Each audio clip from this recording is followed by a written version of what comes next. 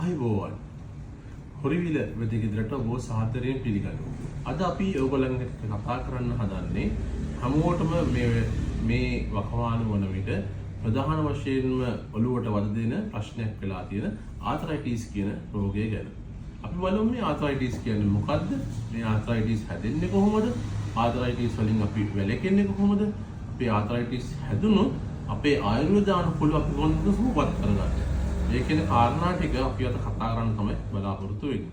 ප්‍රධාන වශයෙන්ම ආතරයිටිස් කියලා අපි සරලව හැඳින්වීමක් කරොත් මේක සංධි ආශ්‍රිතව ඇති වෙන රෝගී තත්ත්වයක්. ඒතකොට සංධි වල ප්‍රදාහය තත්ත්වයක් හොය ක්ෂය වීමක්. කියන්නේ අපි හන්දි ඉදිමක් හරි හන්දි ගෙවීමක් හරි. කොහොම අපි ප්‍රධාන වශයෙන්ම අපි සරලව කිව්වොත් ආතරයිටිස් කියලා හඳුන්වන්නේ. එතකොට ප්‍රධාන වශයෙන් ආතරයිටිස් අපි කොටස් තුනකට බෙදලා දක්වන්න පුළුවන්. අපි එකක් කියනවා ඔස්ටියෝ ආතරයිටිස්, අනිත් එක රොමටොයිඩ් ආතරයිටිස්, අනිත් එක ගවුට් ආතරයිටිස් කියන එක. අද සමාජයේ ප්‍රධාන වශයෙන්ම තියෙන රෝගී තත්ත්වයක් වෙලා තියෙනවා මේ ඔස්ටියෝ ආතරයිටිස් කියන එක.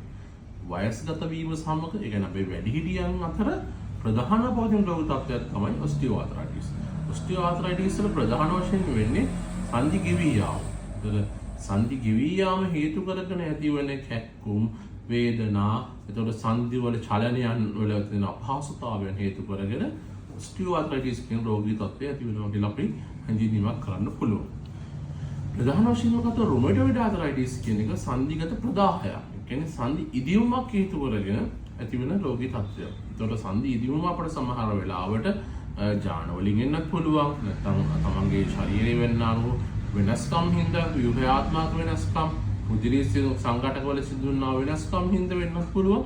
රොමටොයිඩ් ආතරයිටිස් වල හැදෙන දේ ප්‍රධාන වශයෙන් අපිට දැක ගන්න පුළුවන් දේ තමයි සංධි ඉදිවුම සහ සංධි ආශ්‍රිත පවතින වේදනාව, පැහැය වෙනස් වීම. ඒ කියන්නේ සංධි ආශ්‍රිත පැහැය ගැන්වීම වගේ දේවල් අපිට දැක ගන්න පුළුවන්.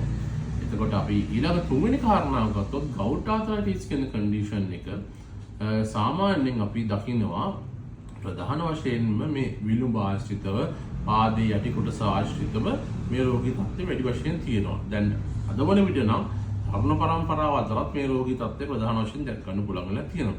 ගවුට් ආතරයිටිස් වලට හේතුකාරක වෙලා තියෙනවා ශරීරයේ අම්ලකාරක එකතු වීම. ඒ කියන්නේ අපි ඇසිඩ්ස් වර්ග එකතු වීම හේතු කරගෙන මේ සංධියවට ප්‍රදාහයන් එකතු වී ගැනීම සඳහා අපි කියන මේ ගවුට් ආතරයිටිස් කියලා.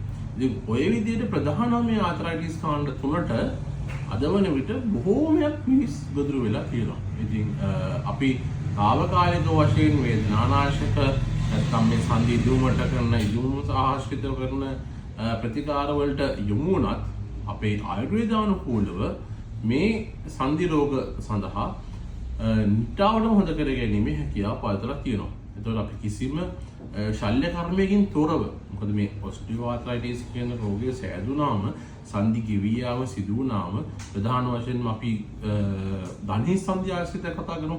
ධනිස් සංධි ආශ්‍රිතව මට දැන් ඔයගොල්ලන්ට පෙන්වන්න පුළුවන් මේ රූප සටහනේ දක්වලා තියෙනවා මෙතන ඔස්ටියෝ ආතරයිටිස් හැදිච්ච හන්දියක් කොහොමද පේන්නේ. එතකොට මෙන්න මේ ආකාරයට සංධියක් ක්ෂය වෙලා ගියාම ධනිස විශේෂයෙන්ම අපි බටහිර වෛද්‍ය ක්‍රමයට අනුව ගත්තොත් මේ සංධිය නැවත કૃතිම සංධියක් මේකට ප්‍රතිස්ථාපනය කරන්න කියලා ඒගොල්ලන් නිර්දේශ කරනවා. හැබැයි මේ අපේ හෙළවෙදකම මේ ආයුර්වේද අනුකූලව අපි සංධිය કૃතිම සංධිය ප්‍රතිස්ථාපනය කරන්නේ නැතුව ඔබේ තියෙන සංධියම නැවත ප්‍රකෘති තත්ත්වයට අපට හදලා දෙන්න පුළුවන්. ඉතින් ඒ වගේ සුවිශේෂී ඖෂධ වට්ටෝරු ක්‍රම අපේ මේ හොරිවිල වෙද පරම්පරාවට අනන්‍ය වූ රහස් ඖෂධ වට්ටෝරු සහ ප්‍රතිකාර ක්‍රම මගින් අපි මේ ආතරයිටිස් කියන රෝගය නිට්ටාවටම සුව කරගන්න පුළුවන්. ඉතින් ඒ හින්දා අපේ සැකසූ බෙහෙත් වර්ග තාම පහසුවෙන් බෙහෙත් කරගන්න පුළුවන් විදිහට අපි හොරිවිල වෙදගෙදරින් සියලුම දේ සකසලා රෝගීන්ට ලබා දීමක් සිදු කරනවා. ඉතින් ඒකින්ද බෙහෙත් වර්ග සාදා ගැනීමේ ප්‍රශ්න මතුවෙන්නේ නැහැ. ඉතාලම පහසුවෙන් මේ රෝගයට ප්‍රතිකර්ම කරගෙන ඔබට සුවබර ජීවිතයක් ගත කරන්න අවස්ථාව හම්බ වෙලා තියෙනවා. එහෙනම් අපි තවත් දවසක මේ වගේ වටිනා වීඩියෝකින් හම්බෙමු. එතෙක් ඔබට නිරෝගී දිවියකට සුබ පැතුම් මාර්ගය.